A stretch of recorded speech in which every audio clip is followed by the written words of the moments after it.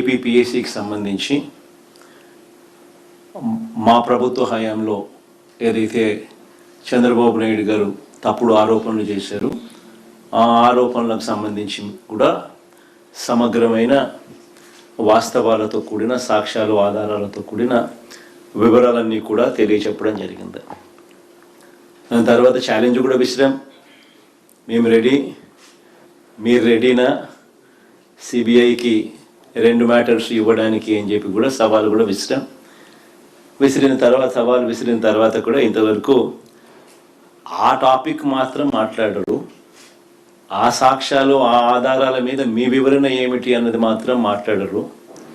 ఏదో కోడిగుడ్డు మీద ఈకలు పీకినట్టుగా మీడియా కాన్ఫరెన్స్ అయిపోయిన తర్వాత మీలాంటి విలేకరులు అడిగిన ప్రశ్నలకు ఏదో వాటికి సంబంధించి ఏదో కోడిగుడ్డు మీద ఈకలు పీకినట్టుగా వక్రీకరించే కార్యక్రమం చేసి మాట్లాడతారు. ఓకే, నా గోయింగ్ ఫర్దర్. ఆ రోజు చెప్పడం జరిగింది, ఈరోజు నెక్స్ట్ వీక్లో రాష్ట్రంలో ఉన్న కరువుకు సంబంధించిన విషయాల మీద, కరువు తీవ్రత, కరువు పరిస్థితి, గవర్నమెంట్ కరువు ఉన్న సమయంలో ఏ రకంగా స్పందించాల్సిన రీతిలో స్పందించకుండా ఉండి రైతులను ఏ రకంగా ఇబ్బంది పెడతా ఉంది అనే అంశం మీద ఒక టాపిక్ అయితే, రెండో టాపిక్ బీసీలకు సంబంధించిన రిజర్వేషన్లకు సంబంధించి చంద్రబాబు నాయుడు గారు చేస్తూ ఉన్న డ్రామా, అసలు బీసీలకు నిజంగా ఎవరి హయాంలో మంచి జరిగింది అన్నది వాస్తవాలతో కూడిన సమగ్రమైన వివరణ. మూడో విషయం, రాష్ట్రాన్ని ఈరోజు కాటేస్తూ ఉన్న గంజాయి సమస్య. ఏకంగా పోలీసుల్ని గంజాయి అమ్మడానికి, గంజాయి విక్రయించడానికి, గంజాయితో డీల్ చేయడానికి ఏకంగా పోలీసులే పాత్రదారులై రాష్ట్రంలో ఏ మాదిరిగా దిగజారిన పరిస్థితులు కనిపిస్తూ ఉన్నాయో వాటికి సంబంధించిన వాస్తవాలు విషయాల మీద మూడో సబ్జెక్టు ఈరోజు టచ్ చేస్తా. మొదటి సబ్జెక్టుకి సంబంధించి కరువుకు సంబంధించి కరువుతో మొదలెడదాం. ఇవాళ రాష్ట్రంలో కరువు ఎంత తీవ్రంగా ఉంది అన్నది మొట్టమొదటిగా అందరం కూడా ఫస్ట్ అర్థం చేసుకుంటే, ఆ తర్వాత ఇలాంటి కరువు తీవ్రతలో చంద్రబాబు నాయుడు గారు స్పందించిన తీరు మీద ఆ తర్వాత అందరికీ కూడా అర్థమవుతుంది ఏ మాదిరిగా చంద్రబాబు నాయుడు గారు అన్యాయంగా ప్రవర్తిస్తూ ఉన్నాడు అనే దాని మీద. ఇంత తీవ్రంగా కూడా కరువు ఉన్నప్పటికీ కూడా చంద్రబాబు నాయుడు గారు ఆ కరువు ఇంత తీవ్రంగా ఉంది అని చెప్పి దానికి సంబంధించిన డేంజర్ బెల్స్ మోగుతూ ఉన్నా కూడా ఆయన దగ్గర నుంచి స్పందన కనిపించిన పరిస్థితి ఈరోజు రాష్ట్రంలో ఉంది. ఇవాళకి రాష్ట్ర వ్యాప్తంగా వర్షపాతం లోటు అంటే జూన్, జూలై, ఆగస్టు నెల 25, 26 తారీఖు దాకా తీసుకుంటే, జూన్, జూలై, ఆగస్టు 25, 26 తారీఖుల దాకా తీసుకుంటే -52% రాష్ట్రంలో ఈరోజు వర్షపాతం లోటు. వర్షపాతం లోటు ఇంత తీవ్రంగా కనిపిస్తూ ఉన్నా కూడా కోస్తా ఆంధ్రాలో -47.18%, రాయలసీమలో -52.36%. ఏ జిల్లా చూసినా కూడా లోటు కనిపిస్తూ ఉన్న పరిస్థితి. కానీ ఇంత దారుణమైన పరిస్థితి ఉన్నా కూడా చంద్రబాబు నాయుడు గారు కుంభకర్ణుడిని తలపిస్తూ నిద్ర నటిస్తూనే ఉన్నాడు తప్ప రైతులకు మంచి చేసే కార్యక్రమాలు ఇంతవరకు ఏది కూడా చేస్తూ అడుగులు పడలేదు. జూన్ నుంచి అడుగులు పడలేదు.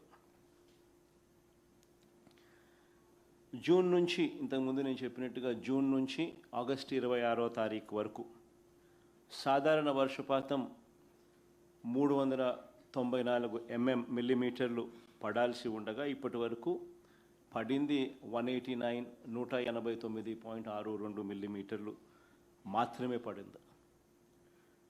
రాష్ట్రంలో 688 మండలాలు 688 మండలాలకు గాను 625 మండలాల్లో ఈరోజు లోటు వర్షపాతమే కనిపిస్తుంది. మళ్ళీ రిపీట్ చేస్తా ఉన్నా, 688 మండలాలకు గాను రాష్ట్రంలో ఉన్న 688 మండలాలకు గాను 625 మండలాల్లో లోటు వర్షపాతమే కనిపిస్తుంది. అంటే 91% రాష్ట్రం లోటు వర్షపాతాన్ని ఎదుర్కొంటా ఉన్న పరిస్థితి ఈరోజు రాష్ట్రంలో ప్రస్ఫుటంగా కనిపిస్తూ ఉంది. ఈ 625 ఎఫెక్టెడ్ మండలాలు లోటు మండలాలలో 434 మండలాలలో లోటు వర్షపాతం ఉంటే అంటే -19% కన్నా ఎక్కువ. మరో 191 మండలాలలో ఈ పరిస్థితి తీవ్ర లోటుగా ఉన్న పరిస్థితి మనం చూస్తూ ఉన్నాం. అంటే -19 నుంచి -59% దాకా.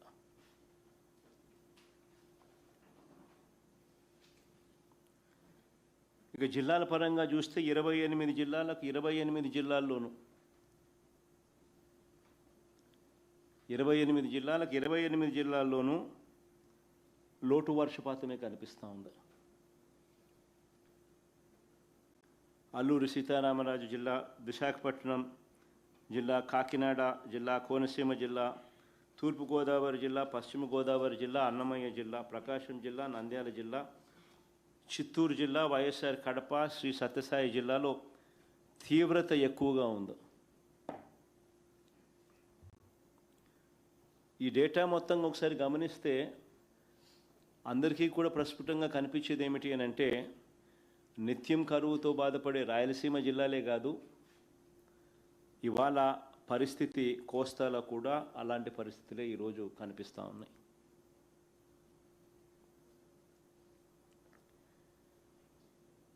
సరే, ఈ వెన్నుపోటు పార్టీ నాయకుడు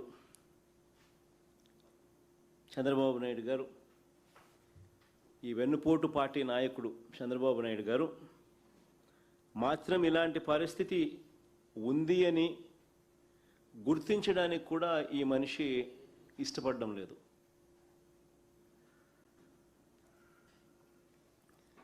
రైతులను, ప్రజలను ఆదుకోవడానికి ఏమాత్రం కూడా అడుగులు ముందుకు కూడా వేయడంలా.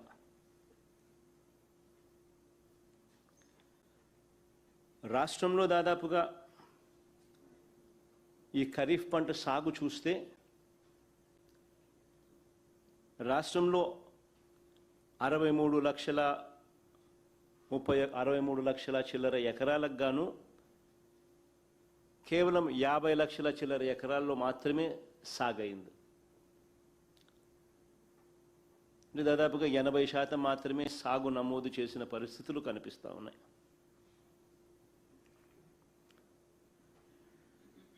ఖరీఫ్ సీజన్ ప్రారంభమైన తర్వాత ఇక్కడ వెరీ ఇంపార్టెంట్ పాయింట్ అందరూ కూడా గమనించమని కోరుతా ఉన్నా. ఖరీఫ్ సీజన్ ప్రారంభమైన తర్వాత, అంటే జూన్లో ఖరీఫ్ సీజన్ స్టార్ట్ అవుతుంది. ఖరీఫ్ సీజన్ ప్రారంభమైన తర్వాత కూడా మధ్యలో జూలై 10న అంటే ఖరీఫ్ సీజన్ జూన్లో స్టార్ట్ అవుతుంది. ఖరీఫ్ సీజన్ ప్రారంభమైన తర్వాత జూలై 10న ఖరీఫ్ సీజన్ మధ్యలో జూలై 10న పంటలకు నీళ్ళు ఇస్తామనంటూ ఇదే ప్రకాశం బ్యారేజ్ లాకుల వద్ద నీళ్లు విడుదల చేస్తున్నట్లుగా పోజులు ఇచ్చి ఫోటోలు దిగి ఈ వెన్నుపోటు పార్టీకి సంబంధించిన ప్రభుత్వంలోని మంత్రులు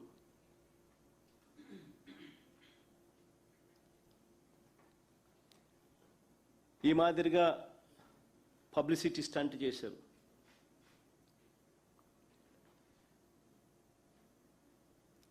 వీళ్ళని నమ్మి నీళ్ళు ఇస్తారని కదా ఇక్కడ కృష్ణా డెల్టా రైతులే కాకుండా మిగిలిన చోట్ల రాష్ట్రమంతా కూడా మిగిలిన చోట్ల కూడా రైతులందరూ కూడా పెట్టుబడి పెట్టి అష్ట కష్టాలు పడి విత్తనాలు ఎరువులు కొని నార్లు నాటి వ్యవసాయం లేకి వేగంగా అడుగులు ముందుకు వేశారు. ఇవాళ వేసిన నార్లన్నీ కూడా ఎండిపోయిన పరిస్థితి, ఎండుతా ఉన్న పరిస్థితులు. ప్రతి ఎకరాకు రైతుకు కనీసం 15,000 రూపాయలు ప్రతి రైతు కూడా నష్టపోయిన పరిస్థితులు కనిపిస్తూ ఉన్నాయి. ఇక్కడ అందరూ గమనించమని కోరుతా ఉన్నా, ఎల్నినో ఎఫెక్ట్ ఉందని తెలుసు. ఎల్నినో ఎఫెక్ట్ ఉంది అని తెలుసు. జూన్లో డెఫిసిట్ రెయిన్స్ పడ్డాయి అని తెలుసు. ఎల్నినో ఎఫెక్ట్ ఉంది అని తెలుసు. జూన్లో డెఫిసిట్ రెయిన్స్ పడ్డాయి అని తెలుసు. జూలై 10 నాటికి జూన్లో 25% డెఫిసిట్ అని తెలుసు. జూలై 10 నాటికి జూలై నెలలోనే 66% డెఫిసిట్ అని కూడా తెలుసు. మరి ఇలాంటి పరిస్థితుల్లో వీళ్ళు పోజులిచ్చి అటు చూడు, ఆ మాటలు కూడా వాళ్ళ గజెట్ పేపర్ ఈనాడులో రాసిన మాటలు కూడా వీళ్ళు ఏమన్నారంటే, ప్రతి ఎకరాకు కాలువ చివరి వరకు నీరు ఇవ్వడానికి చంద్రబాబు సంకల్పించాడు అని చెప్పి.